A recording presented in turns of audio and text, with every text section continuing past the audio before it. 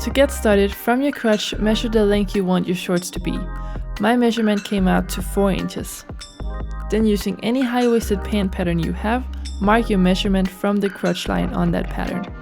If you don't have a pattern, you can trace around some pants you already have, or you can check out the description where you can find a link to a tutorial that shows you how to make one. Next, cut out the pattern pieces so you have 2 front pieces and 2 back pieces.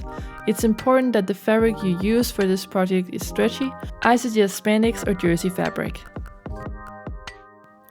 Start by sewing the 2 front pieces right sides together at the crotch line, leaving 2 inches at the bottom of the crotch line unsewn.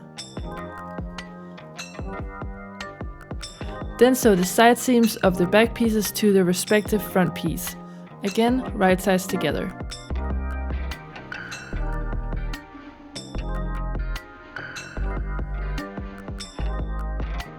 As this is stretchy fabric and I wanted to maintain the stretchiness, I am using a zigzag stitch when sewing it together.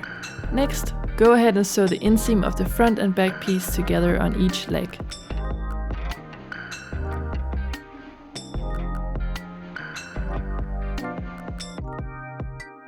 Here I am putting one leg inside the other to sew the crotch lines together.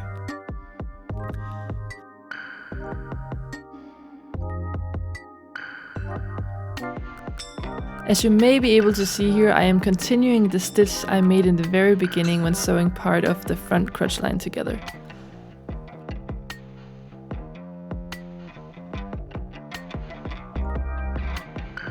This is what you should have so far. As you can see, my shorts look pretty loose on me, so what I'm gonna do is take in the side seams and the inseam to make them tighter. Here I am just cutting off the seam allowance, which was pretty large after I took them in.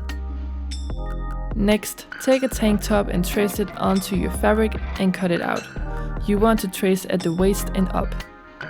This is actually quite an easy project, and since you're working with stretchy material, you don't have to worry as much about the size of the pattern or the pieces you trace after.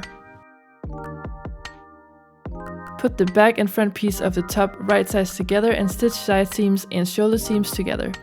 Again, remember to use a zigzag stitch. To make the edges on the top nice as well as on the shorts, I just folded any raw edge over one time and then sewed along with a zigzag stitch. My fabric didn't fray, so I only turned it over once, but if you're using fabric that frays a lot, I suggest you fold it over twice. And this is just me explaining how I didn't manage to trace the top from the waist and that I now have to cut it so that it will end at my waist instead of my hip. Next, put top and shorts right sides together and sew around the waist to attach the 2 pieces together.